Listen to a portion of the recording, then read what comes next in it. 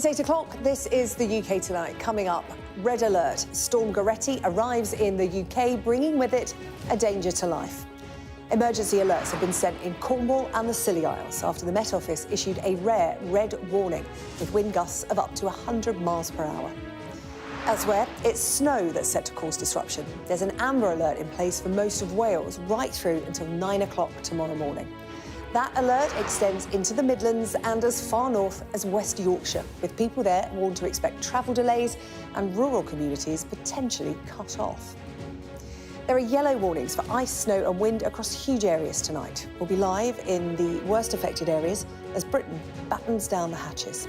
Also tonight, serial rapists among thousands of Met police officers and staff who weren't properly vetted before getting the job. A damning review finds senior officers abandoned normal vetting standards because of pressure to recruit new officers.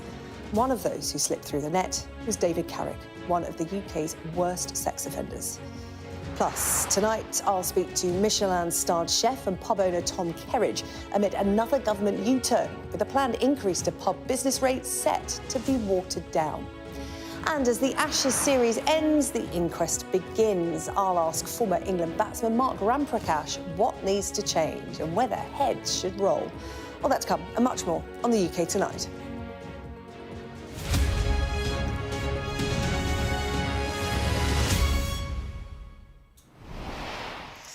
Good evening. Now, people in Cornwall have been urged to avoid travelling tonight amid a red danger to life warning in Storm Gerretti.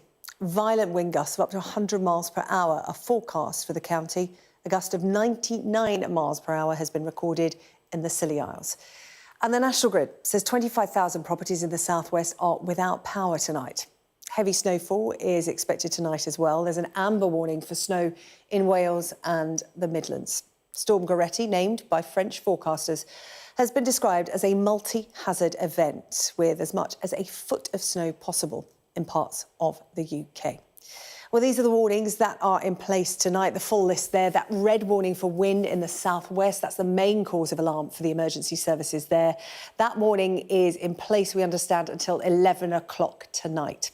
The amber warning for snow that brings with it the risk of transport disruption and power cuts. That's in place for most of Wales, the Midlands, and extends right up to West Yorkshire. That is in place until 9 o'clock tomorrow morning. Elsewhere, yellow warnings for wind, snow, rain or ice across huge parts of the UK tonight, and they will last right through to lunchtime tomorrow in some areas. Well, tonight we are in some of the areas expected to be worst hit by this storm. Stephen Murphy is in Cornwall for us tonight. Our West of England correspondent Dan Whitehead is in the Brecon Beacons, and our national correspondent Tom Parminter is in Derbyshire. Stephen, I'll come to you first. We can barely see you. It's so dark and blustery there. You can just about hear us, I understand. Talk to me about what's expected where you are. Well, we're into the fourth hour now of this red threat to life warning here in Cornwall, mostly the western parts of Cornwall and the Isle of Scilly as well. And for the first hour or two, people here were fairly sanguine about it. We saw people surfing. We saw people walking their dogs on the beach here in Newquay. But they knew what was coming. They knew it would develop as the late afternoon and early evening kicked in. And then over the last hour, you can probably just get a sense of it here, just outside the town of Newquay.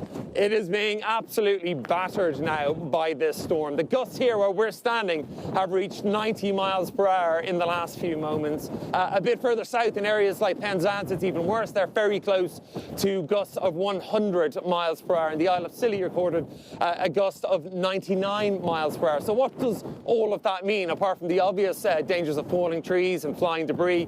We know at the moment, we think the figure at the moment is over 30,000 residences here in this part of the southwest are currently without power. That will not be the end of it. I mean, we have got several more hours of this red level warning before it slowly decreases into the early hours.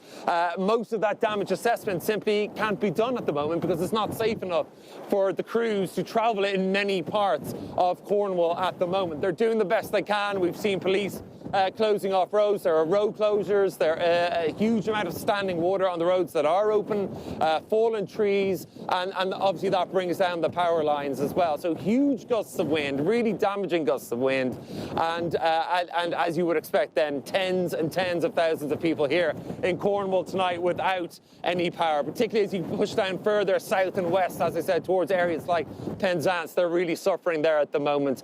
And as I said, there are still several more hours of this to come. So there's a great deal of trepidation here to see what damage that this will bring. And again, authorities like Cornwall Council, again, urging people, and I think most people here in Newquay really now, it's like a ghost town at the moment. Most people are abiding by that message, and I think trying to ride out the storm indoors, which of course is the sensible thing to do.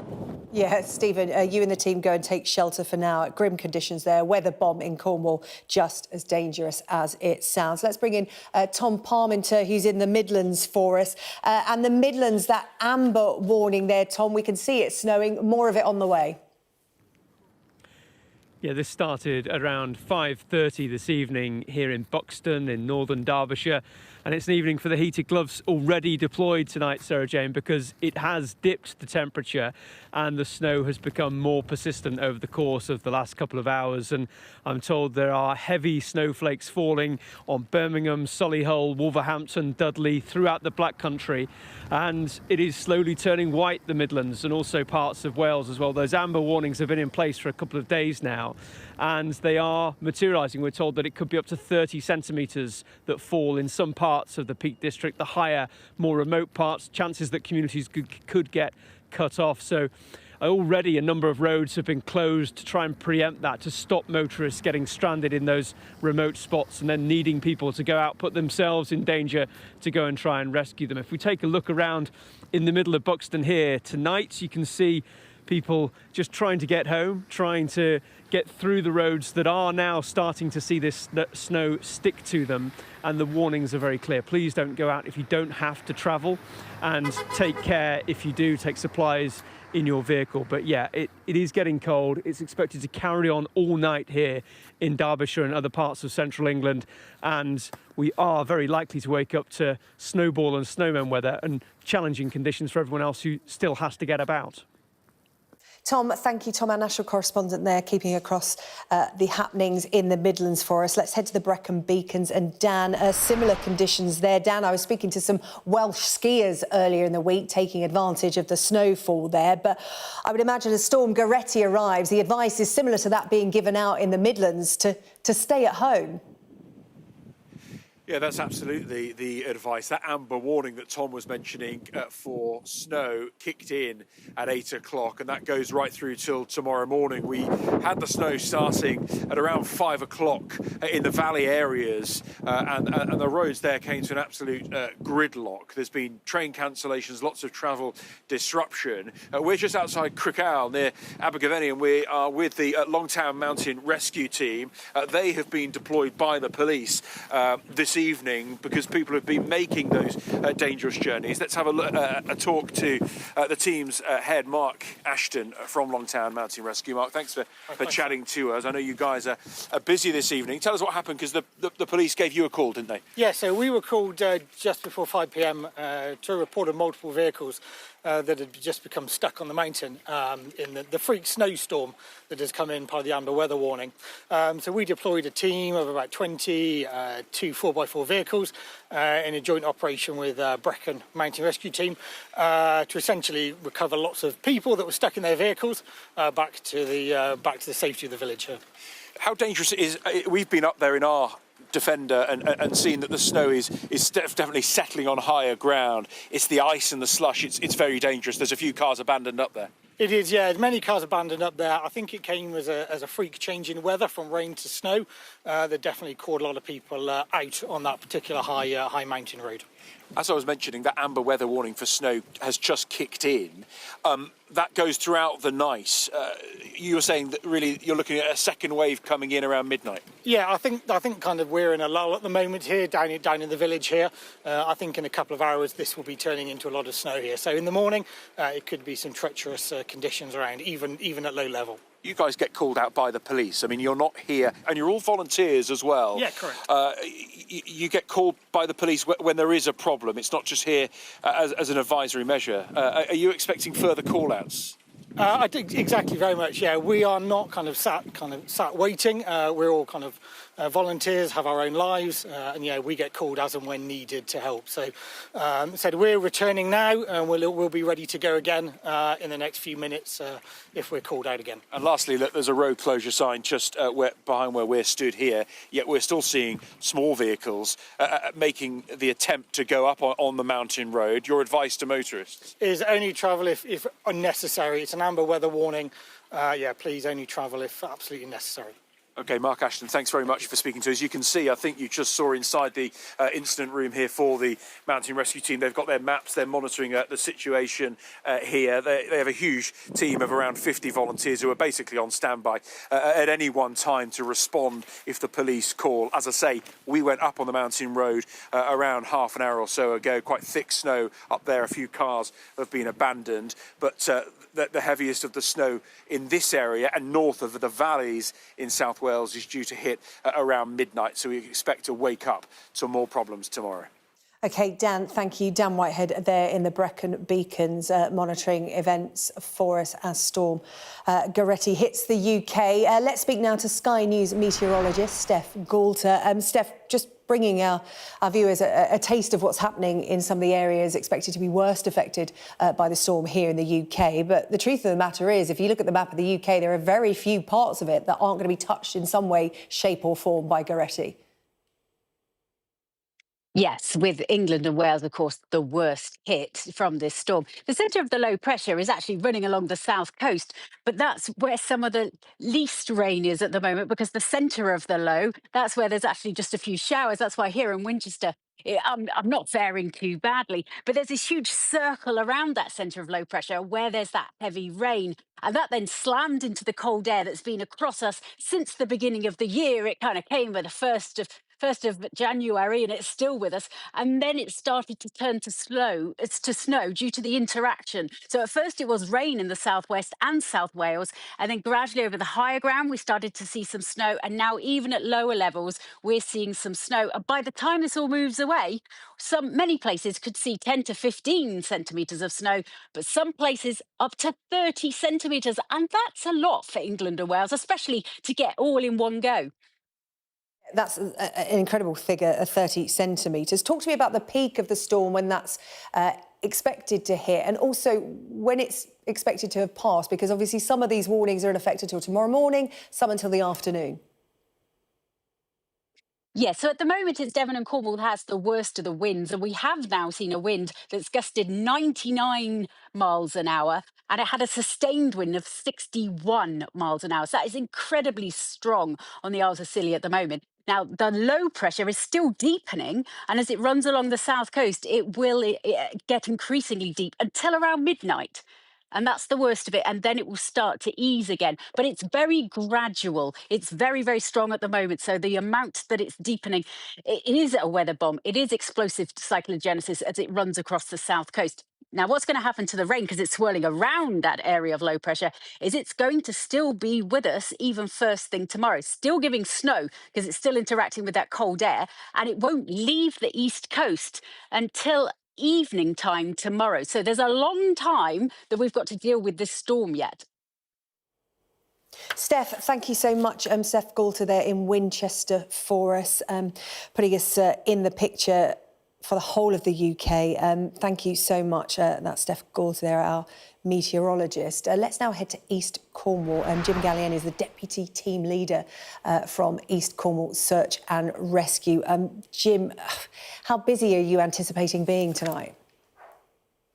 Our volunteers are always on standby for emergency calls. Today we've had some preparations with the police and other emergency services, ensuring that we're ready for a call should it come in. Yeah, what do those preparations look like? So we've got a wide range of skill set within the team. So that's everything from 4x4 capability and advanced medical capabilities through to swiftwater rescue technicians. So our role here really is to make sure that all of our volunteers are prepped and ready to go, that the vehicle's kept in a state of readiness, and that we just maintain that dialogue with the emergency services so that we can deploy as quickly as we possibly can. Yeah, Jim, talk to me about exactly where you are and what the conditions are like, because we were just talking to our meteorologist there. Gusts of winds of up to 100 miles per hour expected tonight. One's been recorded at 99. So really, really treacherous conditions where you are. Yeah, that's right. I'm in Bodmin, which is in East Cornwall, which is slightly further inland. So we're not seeing the obviously the big coastal surges, etc. here. But I've been speaking with colleagues throughout the evening, and we've been kept abreast of quite how bad it is. It appears to be quite a slow-moving storm as it progresses up through the county. And now in Bodmin, we're now really feeling the weather here as it hits this area. Yeah, the advice, as expected, when a rare red alert is issued, is for people to stay at home, basically. But we know that some people can't. They have to make journeys. So talk to me about the kind of incidents you may well find yourself responding to this evening and into tomorrow. Yeah, so I think we always find, I mean, Cornwall's no stranger to storms. People regularly go out and enjoy storm watching and weather watching. I think what's important today is this is not the day for it. Today's the day to, get in front of the TV, put the fire on and have a nice cup of hot chocolate. It's we don't want to be sending our volunteers out into the middle of the night helping people unless we can really, really avoid it. So really it is essential journeys only. Please listen to the messages on the news and on the official websites, and just don't go out unnecessarily. Avoid it if you possibly can. Yeah, storm watching. Basically, you don't want to be responding to stupidity over the course of the next 24 hours. But as I said, there are some people who, even if they do stay at home, may be affected by power cuts, if they're vulnerable, if there is a medical emergency, because, medical emergencies happen regardless of what the weather's like. How do you spring into action then? Because presumably it's just as difficult for your teams to get around as it would be other people. Yes, it is. Yeah. So we ensure that our team members are already aware of the general picture as to what's happening. All of our team members are entirely volunteers. We haven't got a single paid team member on the team at all. We're reliant entirely on public donations. So we speak regularly with the emergency services. Obviously, we're anticipating some traffic issues getting to and from the rescue centre. So trees down. I'm already hearing reports of power lines arcing, flooded roads, etc. We have cancelled our team training session tonight. As a rescue team, only we're making essential journeys as well. So, it's just really important that everyone heeds the advice. Obviously, with our team, we're really happy to support the police and ambulance service with those difficult to reach areas and those slightly trickier jobs. But yeah, we're hoping we don't get called out this evening, that's for sure. Yeah, as you said, Cornwall used to storms and extreme weather. It's just, geographically where you're located, you're used to that. And with wind, rain and snow comes, you mentioned it there, flooding. What kind of incidents have you responded to in the past in these kind of extreme weather events? What happens? So, I mean, over the years, the team's had a long history of responding to flooding events. That has included flash floods. So we were at the Boscastle floods back in 2004. And then that will include perhaps events we can anticipate, so where we know we've got heavy rainflow. We know that there's high tides as well, and sometimes you get those combination of events happening at the same time and you get those areas being flooded. So the team's well versed and well practiced at responding to those incidents, where we'll help the local communities. We might evacuate properties before they become flooded so that we're helping the most vulnerable in our communities. But likewise, it could be a lot more dynamic incidents. It could be vehicles stuck in floodwater. So, yeah, the team is well versed, along with the other teams up and down the country as well. I think we're all anticipating it's going to be a busy 24 hours with the heavy snowfall as well. So mountain rescue teams, certainly throughout England and Wales, we're really anticipating a busy night. Yeah, you can be very reactionary as part of the job. Of course, when the call comes in, you go to wherever you're needed. But in terms of when you talk there about evacuating local properties, presumably parts of your area that are particularly vulnerable to flooding, for example. Are there already plans in place alongside the police for certain areas? Yes, there certainly are. So really, the planning goes on throughout the year. So whilst people might only see the effort on that one particular evening where everything's happening and you're getting that blue light response, actually the planning for that event has gone on for, you know, weeks, months, years in anticipation, using historic data, flood risk maps, and really detailed plans where we can identify the most vulnerable people out there and make sure that they get the help, and also protecting critical infrastructure as well. You know, there are a number of properties obviously experiencing power supply issues, mobile phone outages. During a flooding event, we would potentially help with assisting to protect that vital infrastructure as well. Yeah, of course. We're already hearing about power outages in some areas of the country as a result of this extreme weather. Jim Gallienne, Deputy Team Leader at East Cornwall Search and Rescue, thank you so much for your time tonight. I hope you're not too busy, but I hope that you and your team stay safe. I know you'll be doing good work when and if you get the call. Thank you so much. Thank you. Still to come here on the UK Tonight, we'll continue to follow the progress of Storm Goretti, but we'll also be talking about this potential government U-turn on its business rates hike, but only for pubs. We'll bring you the detail and reaction. And I'll be speaking to a survivor of sexual harassment at the hands of a police officer. This is as a review reveals the shocking scale of offending amongst officers who were not properly vetted.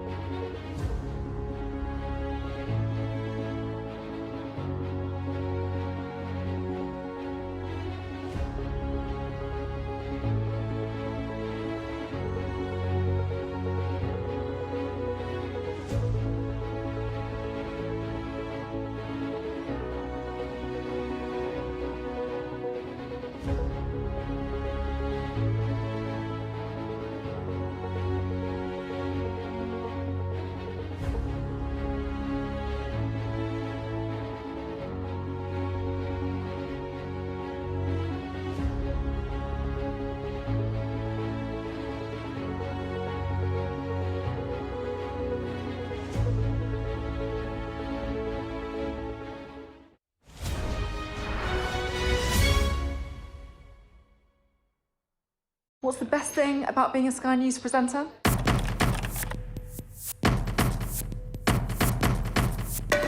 We've done the work and the reading, so you don't have to. Being a Sky News presenter. Hello and welcome. Westminster, the heart of British politics. I'm so sorry about what happened to you. So what on earth is going on? It's not true. Can I tell you what I think is really unusual? Mornings with Richard and Frost. Let's crack on. Let's get started. Sky News understands that the government is preparing to make a U-turn on its decision to raise business rates for pubs. However, while help will be given to the pub industry, other parts of the hospitality sector will not be included in this U-turn. Well, one person likely to be pleased by this news, Tom Kerridge, who's been very vocal on this issue and joins me now. Tom, really good to see you. How are you doing? Very well, thank you. Very well. Yeah, pleased to hear that there is a government rethink, but partially for hospitality. Pubs are a big part of it, and it does make a big difference to all those publicans and thousands of pubs out there that are already hugely under pressure. However, the hospitality industry is much bigger than that. You know, there's lots of small individual cafes, coffee shops, individual small restaurants, and also hotels. You know, there's a number of hotels that their rates have also almost doubled, if not more. Yeah. Talk to me about what your pubs were facing, because you have a number of them and you discovered that your pubs would face a really large increase in April. What were you looking at? Yeah, so we were looking at a number of, we have 4 sites, 4 pubs, and across the board, the average rate rise was 115%. We have 1 small pub. We've got 3 in Marlow and 1 in the centre of London, in Chelsea. There's a small boozer that just does kind of like burgers and fries and sport on the telly, and that was going from £50,000 a year rateable value to £124,000. The Coach, which is a small Michelin star pub, again, similar sort of size, £54,000 going up to 120,000 a year. And then the Hand of Flowers, which is been established in Marlow for over 20 years, that was sat at £105,000 now, going up to £224,000. So the absolutely astronomical rises that businesses that are just not going to be able to cope with them. And, you know, that's us. And if you think of those thousands and thousands of pubs up and down the country, you know, our point that I think the hospitality industry and the pub industry in particular is trying to push, that most pub landlords do it out of a passion. They live their life for the pub. They live above the pub.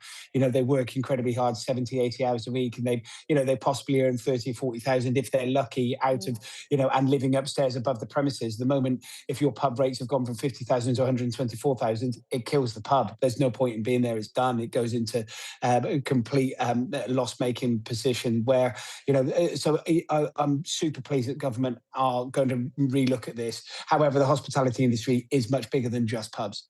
Yeah, it's really interesting, actually. Tommy Banks, who you know well, who you work with on the Great British Menu, he's been speaking to our Money blog here at Sky News, and he said that this U-turn effectively is a bit of a publicity stunt, and exactly what you said, that, you know, this is an industry-wide problem, and he'd actually like to see a sector-wide plan from the government rather than this tinkering around the edges. They need to look at the hospitality sector and come up with a viable plan.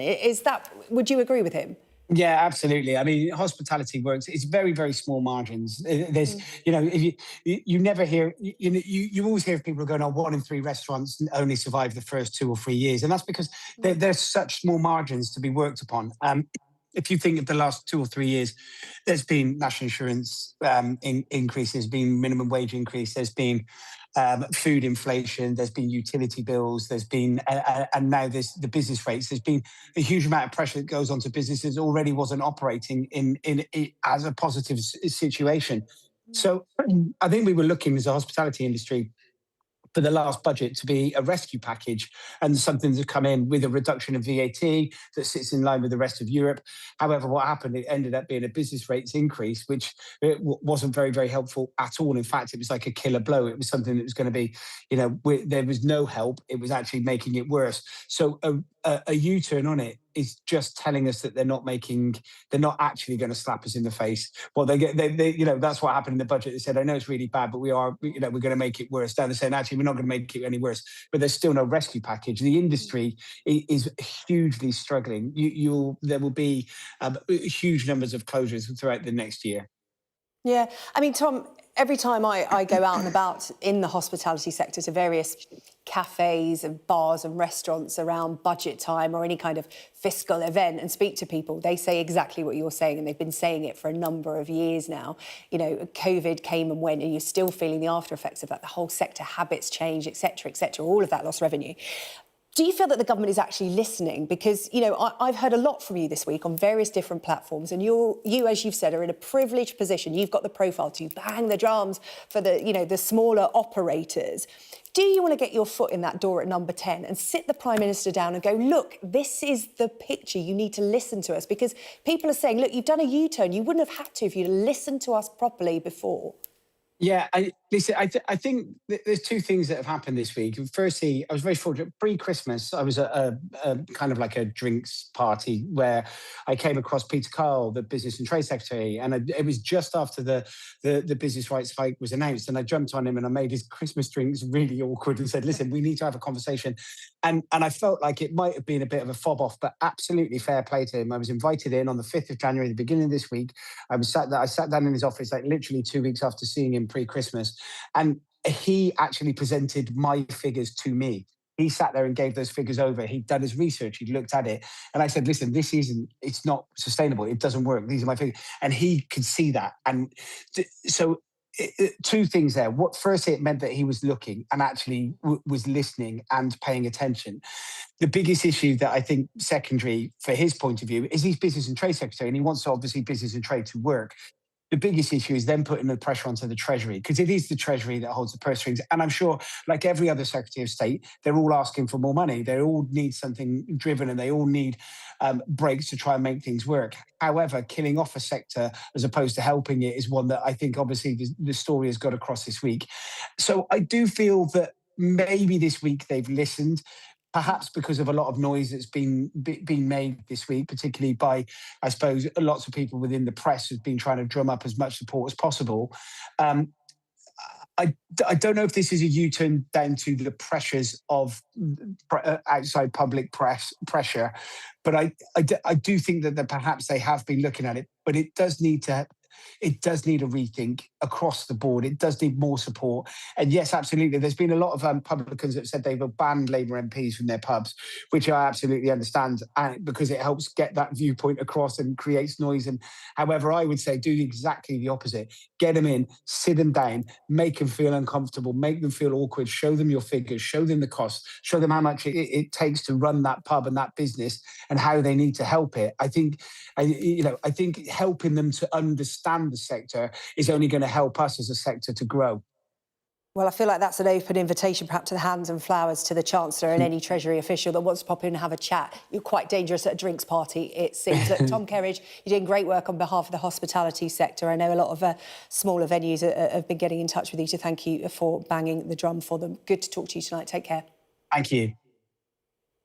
Still to come here on the programme, plenty more on Storm Goretti. This is the scene right now in Buxton in Derbyshire tonight. Huge parts of the UK being hit by snow, rain and high winds. We'll bring you updates throughout the course of the evening here on Sky News.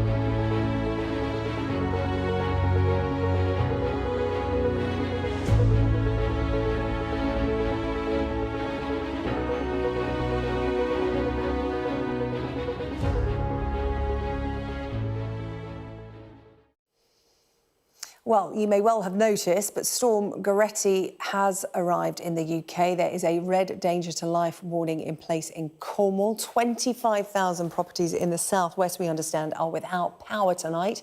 That information coming from the National Grid. And there is currently an amber warning of snow for Wales and the Midlands. Goretti has been described as a multi-hazard event by the Met Office, with as much as a foot of snow possible in some areas. Well, let's head back to a couple of our correspondents braving this weather for us. Stephen Murphy is battling the elements, quite literally, in Newquay, Cornwall, and Tom Parminter in Buxton in Derbyshire, where the snow has picked up since we last spoke. I'm going to go to Stephen first. Stephen, I'm not sure if you can hear me. The weather is so bad there, but just talk to me about what stage the storm is at in Cornwall at the moment.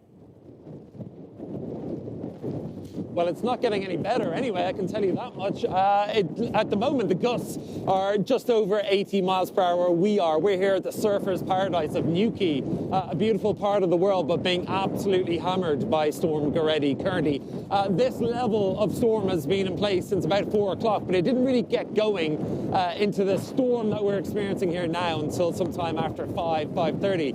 That's when we started really taking it. If you just look on social media, some of the people around Cornwall, I mean, some of the stories and the images being put up are pretty scary. And this is a part of the world not really accustomed to this. We kept hearing again and again here, people didn't really recall the last time there was a red level Met Office warning for Cornwall, but it's certainly getting the brunt of this storm so far. And there's still another 2.5 hours left of the red warning, and that doesn't mean, of course, that then suddenly, the storm is magically switched off. So people are battening down the hatches quite literally here. I haven't seen anyone out here other than probably journalists for quite some time now. I think you mentioned about 25,000. That figure is already out of date. It's incredible watching the National Grid outage statistics. They just creep up minute by minute. Every time you refresh that page, it's more and more. As of about 5 or 10 minutes ago, it was standing at 42,000 residences in the county of Cornwall alone. Cornwall by far the worst affected so far. As I said, that is with another 2.5 hours of this sort of wind yet to come. So we don't actually have a full picture yet of the full damage assessment. I know we probably won't until tomorrow morning when the crews can really get out and get around Cornwall, which, as you know, is a beautiful part of the world, not the easiest county to traverse possibly. We're hearing a bit further southwest of where we are now in areas like Penzance, the gusts are even higher, very close to 100 miles per hour gusts being recorded. There was a gust of 99 in St. Mary's on the Isle of Scilly. So these are the sort of gusts that everybody here was warned about. The Met Office did say this was going to be damaging and people needed to take action to avoid the consequences of these incredibly damaging gusts of wind. As of about 20 minutes ago, I haven't been given any reports of any injuries, luckily, anywhere in Cornwall. Nothing like that reaching us, but certainly a lot of roads are out of action. Trees are down all over Cornwall, and there's no public transport running. So presumably a lot of people are just hunkering down and waiting for this storm to pass through, and that may contribute to the fact that we luckily have not so far, despite this really awful, challenging conditions. We haven't heard of any accidents or mishaps, and obviously everybody here hopes that that will continue as this storm continues to work through the southwest. As I said, still 2.5 hours of this level of storm to come here in Cornwall.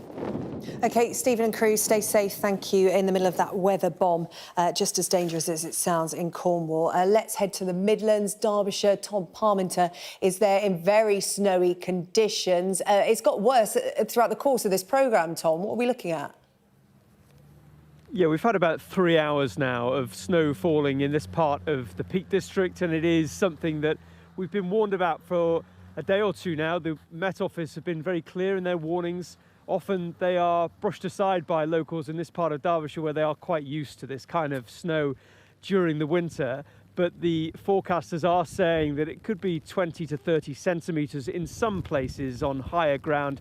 Buxton is a town that always gets snow because it is quite high up. We're about 300 metres, 1,000 feet above sea level. So they are quite used to this kind of snow in this part of the world, but it is across the Midlands at the moment that it is coming down. Very heavy snowflakes, I'm told, in parts of the West Midlands, Birmingham, Solihull, Wolverhampton, and that is, of course, going to have a knock-on effect. It's going to carry on through the night, this snow, and you can probably see the way the wind is just whipping it up. It will drift in places, which will make driving very difficult throughout the night. The advice is that if you don't have to go out, then don't, and they are already in this part of Derbyshire closing quite a few of the high roads that go between the towns in this part of the East Midlands, and it is really a precautionary measure because emergency crews don't want to have to go and rescue people who become stranded in really difficult places and then putting rescue workers' safety in jeopardy too. So a difficult night ahead.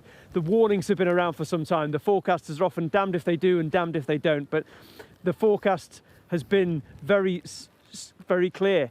Orange, amber warnings, and that means very significant snow, and it is the kind of snow I can tell you that you can create a decent snowball from because it's that kind of snow that sticks together. The temperatures have dropped. There will be a lot more snowballs, a lot more snowmen tomorrow. A lot of schools looking at this tonight thinking, can we really open tomorrow? Glad you threw that snowball to one side rather than at us, Tom, and that's quite impressive actually because I know you've got heated gloves on, so that's how cold it is. That snowball stayed in one piece throughout our entire conversation. Tom Parmenter, thank you very much indeed. As I said, we'll continue to follow the progress of Storm Goretti here on Sky News throughout the course of the evening. Now, a damning review out today has found that serial rapists were among thousands of police officers who weren't properly vetted before they got their jobs. Senior officers at the Metropolitan Police abandoned national vetting standards because of pressure to find new recruits.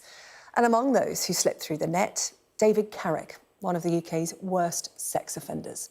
Responding to this review, the Met says it has taken action, with around 1,500 officers sacked since Mark Rowley became Commissioner back in 2022. Well, I'm joined now to discuss this review by women's safety campaigner Christina O'Connor, who herself is a survivor of sexual harassment by a serving police officer. Christina, really good of you to join us tonight on what must have been difficult reading for you today. What did you make of the review's findings? I mean, it didn't fill me with much confidence, I've got to say. It feels like a fig leaf investigation. You know, I mean, we've already had enough reports to tell us exactly what we already know about the police, which is that they can't be trusted with women's safety. And it's been proven so many times just how many police officers themselves are perpetrators of violence against women. So reading another report, I've got to say it feels a little bit like sticking a Band-Aid on a broken leg. I don't feel filled with confidence, I've got to say. Yeah, Christina, it really does feel like we've been here before. There are so many reviews, investigations and reports into the conduct of police officers, not just the Metropolitan Police. But in terms of the Met saying they're changing, and this review is part of that, how do you take that?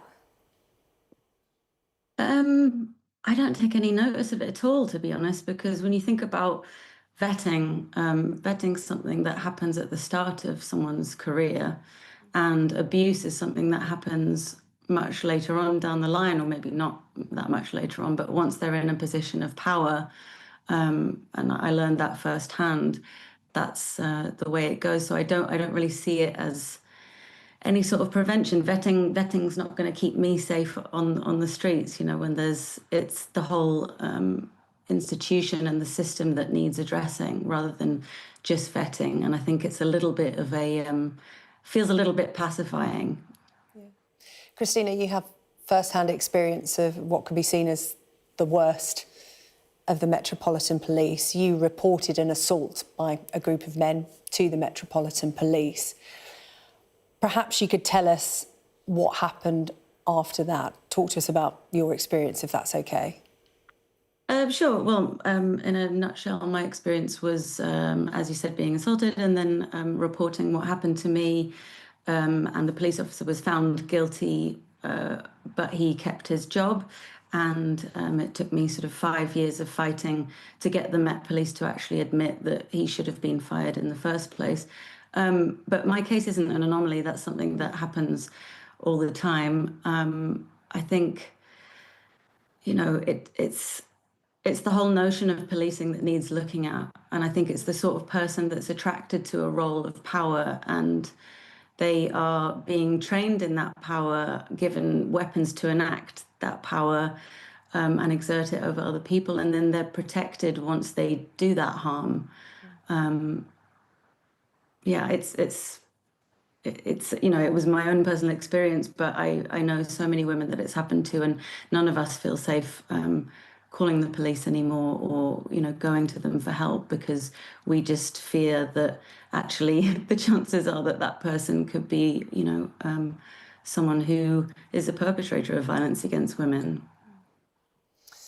You were harassed by a police officer who was meant to keep you safe when yes, sorry, you were vulnerable. You were already the victim of a crime, and you went on to be the victim of another. And you talk there about fighting for this to be rectified, for this police officer to lose their job, which they didn't. They ended up resigning. The action that happened to you by that police officer, the reaction of the Metropolitan Police as an institution, did you find almost as bad as what happened to you at the hands of that police officer?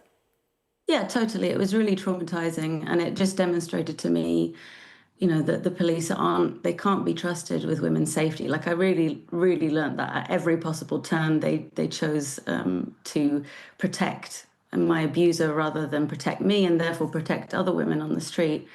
And I think really, you know, if we're looking at keeping women safe, then we need to look at another separate system that is actually capable of keeping women safe, because the police just can't be trusted with women's safety. They just can't. The system is beyond saving in its current form. 100%. I don't know a woman that calls the police. I don't. You know, we're all making systems of you know, connection and care to try and keep each other safe, practical things that we can do, because we don't have that trust anymore. It's beyond broken, and that's why, you know, this vetting thing doesn't feel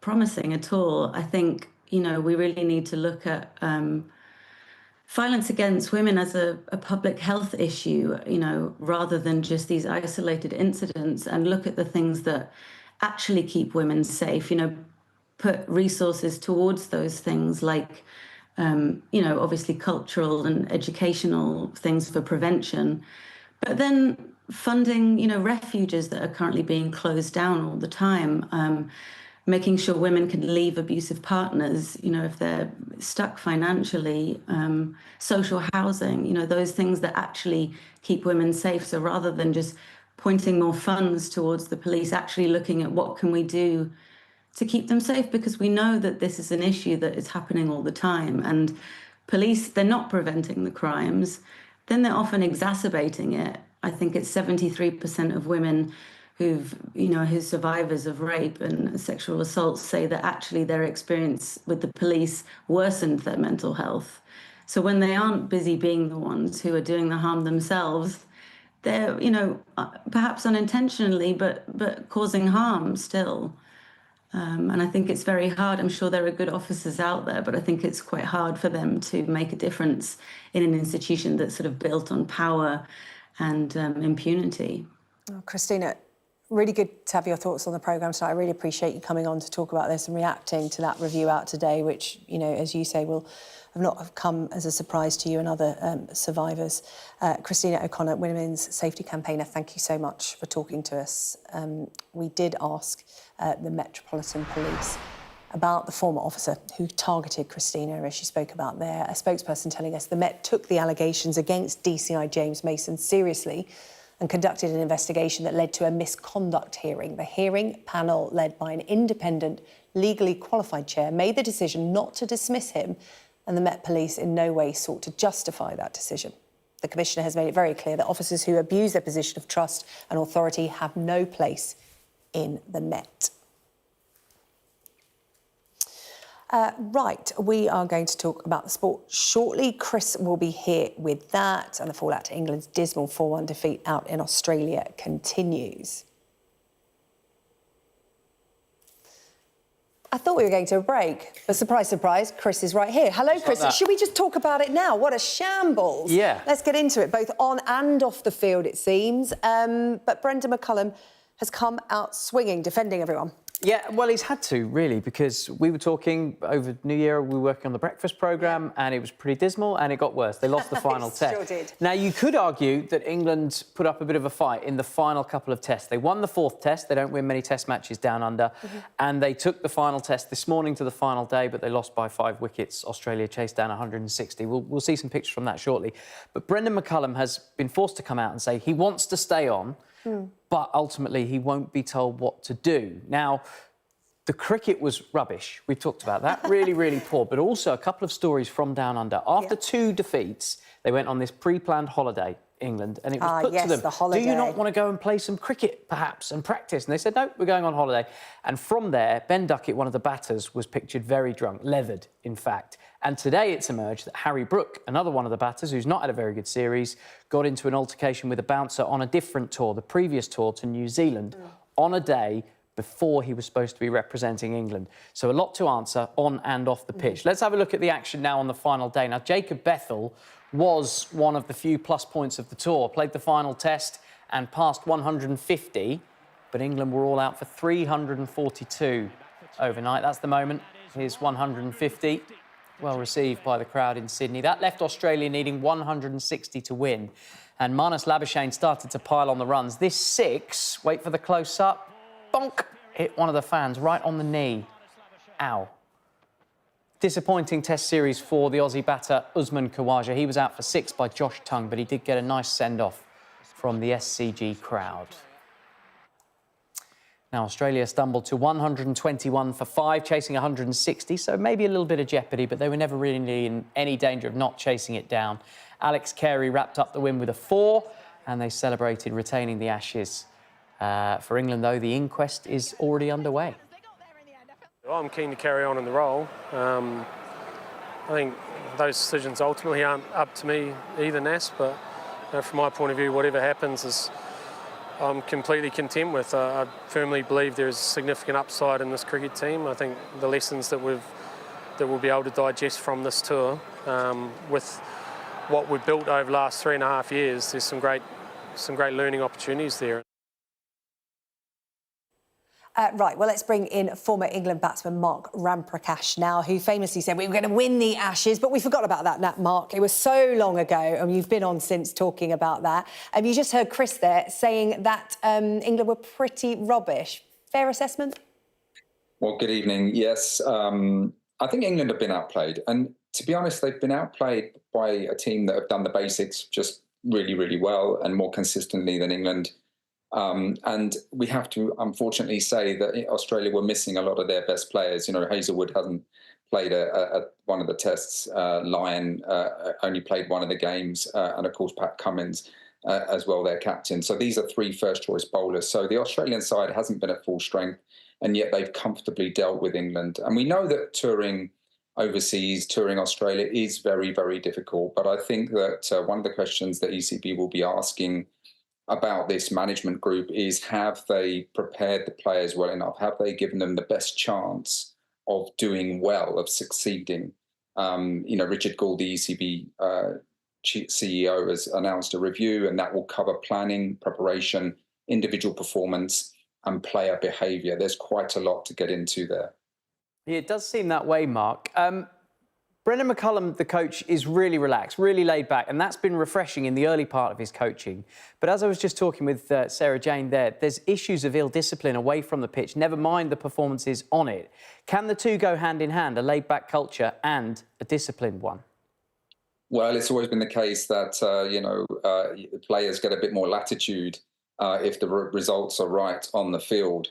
We know that every Ashes tour, the playing group come under huge scrutiny. And that is why you have to be really, really tight as a group and understand the big picture here. And, you know, let's put this into perspective. An Ashes tour is the pinnacle of a player's career. It is the absolute, you know, the #1 series that everyone wants to play in. And so for that period of time that you set foot in Australia, you have to be professional in everything you do.